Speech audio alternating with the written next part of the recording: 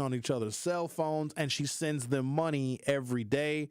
She was escorted out of the school yesterday by authorities. And so the question I have for you, Ben, are there any circumstances where it is legitimate and appropriate for a teacher to have the cell phone number of one of their students? Me personally, I would say yes. There are circumstances where, me personally, I would allow that. I would actually like to have that option when I was in high school. But my question real quick, Sherwin, yes. What race is this teacher? She is white. She's a white woman. She's a married white woman. She's a married white woman. She's been outed on Facebook. Not only has she been outed, her husband has been outed too, because now they've posted his social media, screenshots of him, and I guess some parents or other adults in the community are now reaching out to the husband like, hey, your wife is over here messing with these boys. She's their teacher, and now the husband is now threatening people. He's like, oh, you're bothering me. I'm going to sue you. Leave me alone. Keep me out of this. So it's turning into this whole debacle and this whole mess.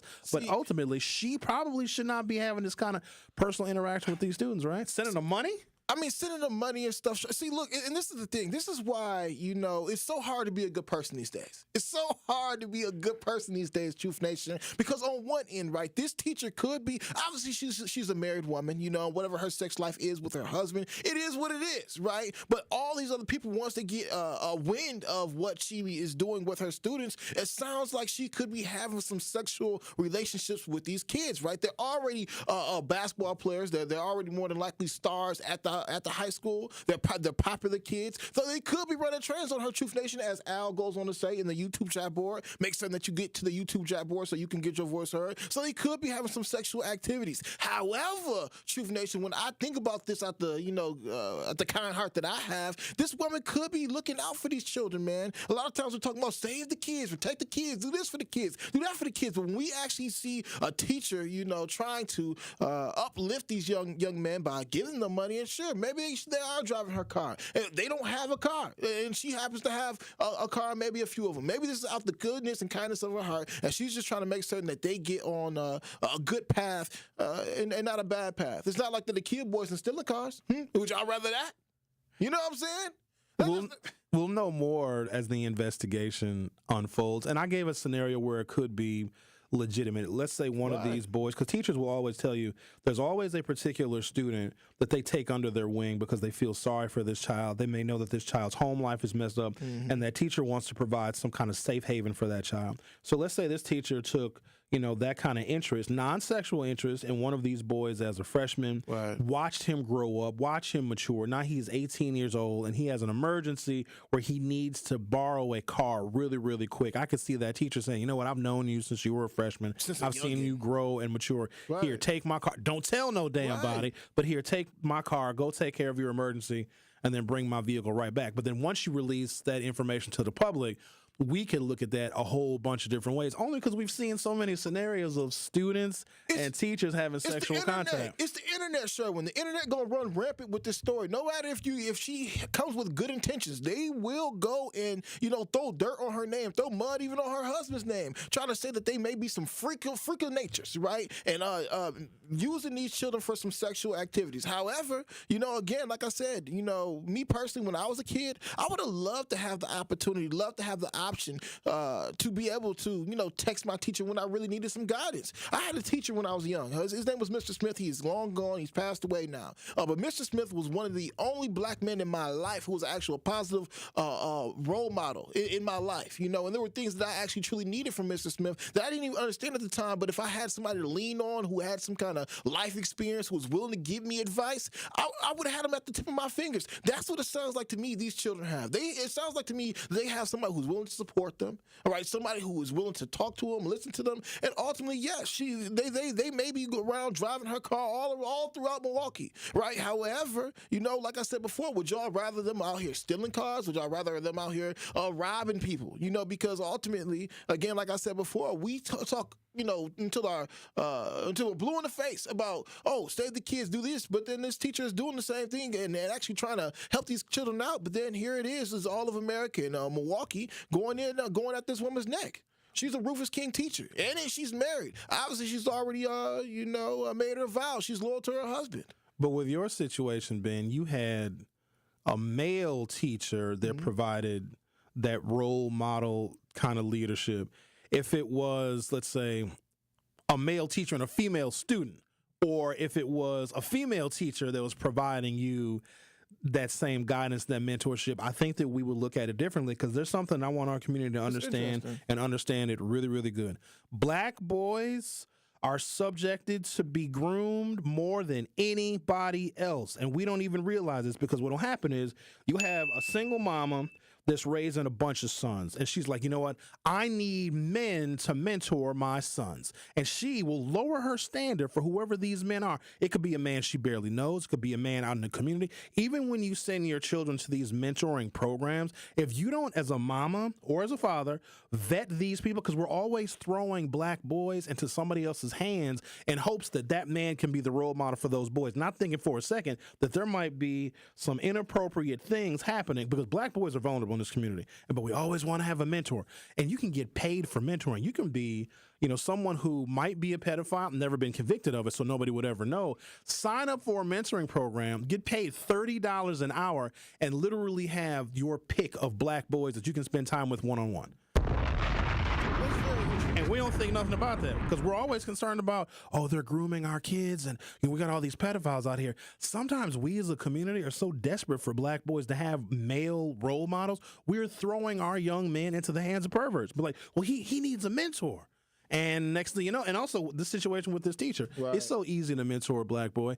Oh, you need some money? Here you go. Oh, here, tell me what's going on in your personal life. And now there's this bond and this connection between this child and this student, and children have no idea how savvy and underhanded that adults can be. The child may think, and the child, quite honestly, is not doing anything wrong, but that adult knows that I'm going to get this kid to know me.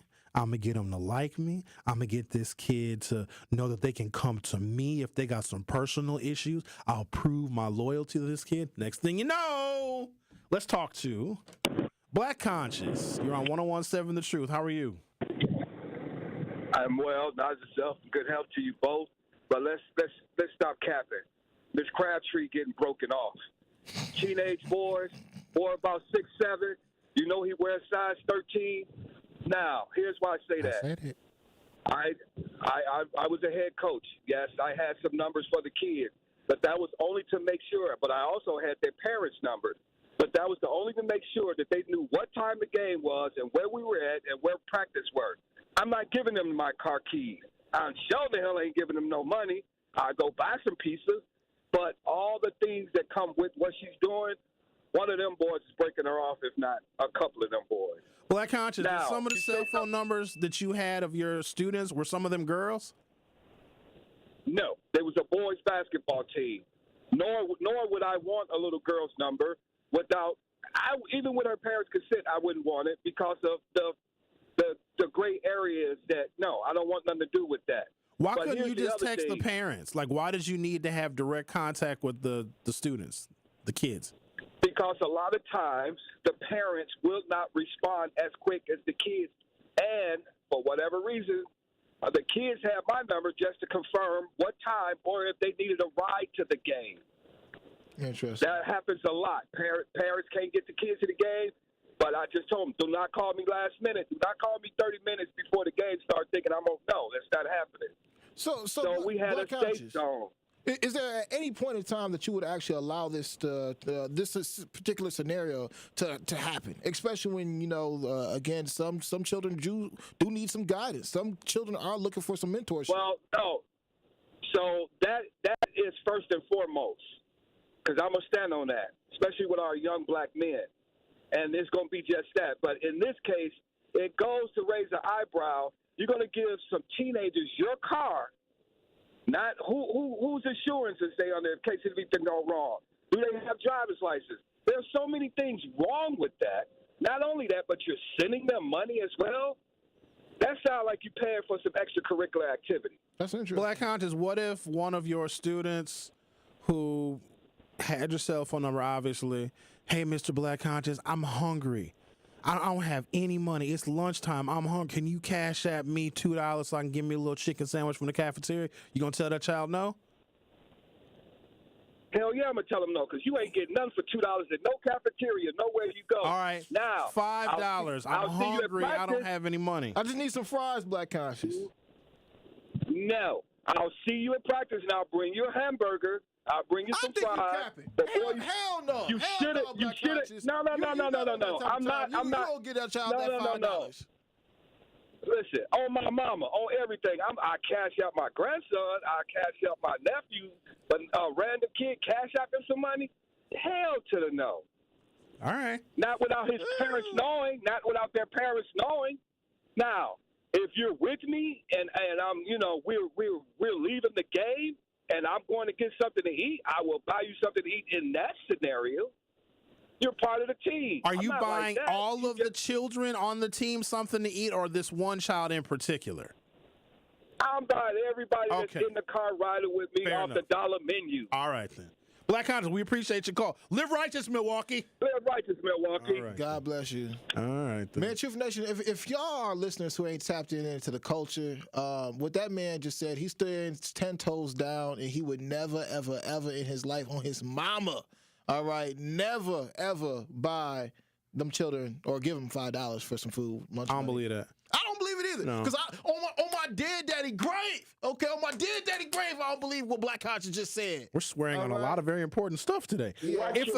If a adult has a particular soft spot for a child, and they'll tell you, Sherwin, there was this little boy that I met when he was a freshman. I felt bad for him. He used to come to school with holes in his shoes. He didn't have no winter gloves. I just felt really bad for this child. He had a real messed up home life, and he asked me for $10 because he had no food at home.